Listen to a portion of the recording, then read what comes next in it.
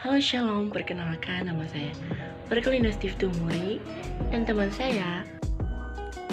Ya, perkenalkan nama saya Desi Warbari. Dalam video ini kami akan mempresentasikan sosial budaya masa kini dan zaman kolonial.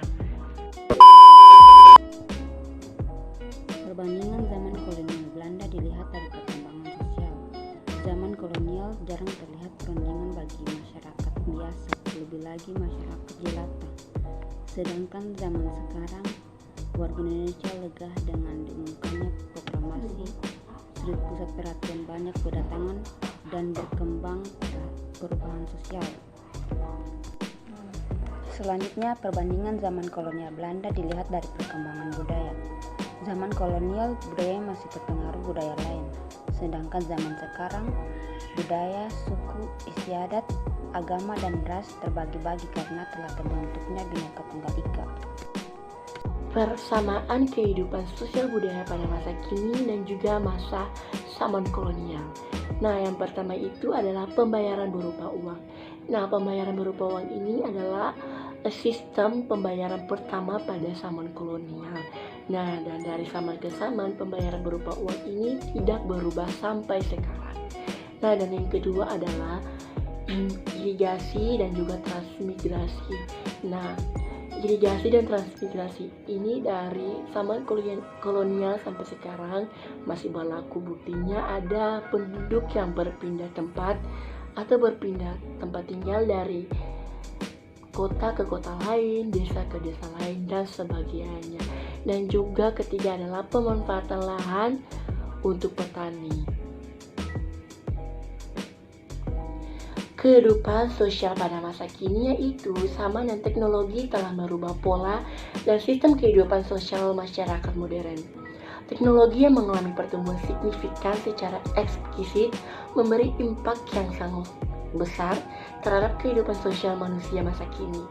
Munculnya jejaring sosial dan alat-alat komunikasi serba efektif dan efisien salah satu faktor yang mengakibatkannya yaitu lahirnya manusia, individualisme, dan juga egois. Nah, kehidupan budaya pada masa kini.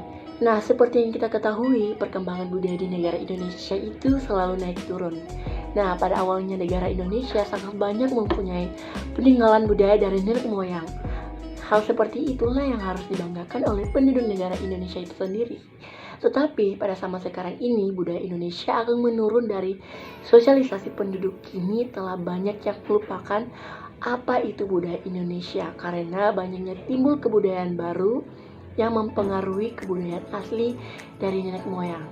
Nah, semakin majunya arus globalisasi, rasa cinta terhadap budaya semakin berkurang. Dan ini sangat berdampak baik bagi masyarakat asli Indonesia. Terlalu banyaknya kehidupan asing yang masuk ke Indonesia, misalnya adalah kebudayaan dalam hal penampilan bahasa, bahkan event-event yang melambangkan kebudayaan asing dan lain sebagainya. Hal tersebut biasanya disebabkan oleh pengaruh dari media elektronik yang sudah sangat berkembang pada masa sekarang ini, dari televisi, handphone, dan komputer, dan alat elektronik lainnya. Masyarakat kini telah berkembang menjadi masyarakat modern. Itu menyebabkan kebudayaan Indonesia sedikit demi sedikit semakin menghilang, yang harusnya bangsa Indonesia takutkan pada saat ini. Dan dari pemuda-pemuda Indonesia yang bisa merubah itu semua. Kehidupan sosial budaya pada masa kolonial itu semakin luasnya kekuasaan kolonial di Indonesia, maka untuk mempertahankan dan menjalankan struktur dan tugasnya, pemerintah kolonial memanfaatkan potensi manusia Indonesia. Kebutuhan akan tenaga kerja manusia yang profesional, setidaknya tenaga kerja yang bisa membaca dan menulis semakin dibutuhkan.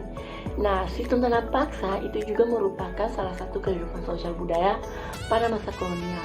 Keadaan tersebut semakin diperkuat keberadaannya setelah adanya tuntutan perbaikan nasib bangsa terutama dalam bidang pendidikan dan wawasan bangsa Indonesia dari golongan humanis akhirnya mendorong pemerintah kolonial untuk mengenakan pendidikan bagi kaum pribumi. Pelaksanaan politik pendidikan oleh pemerintah kolonial pada awalnya bertujuan untuk menyiapkan individu bisa membaca dan menulis sehingga nantinya bisa dipekerjakan pada perkebunan-perkebunan atau perusahaan-perusahaan industri.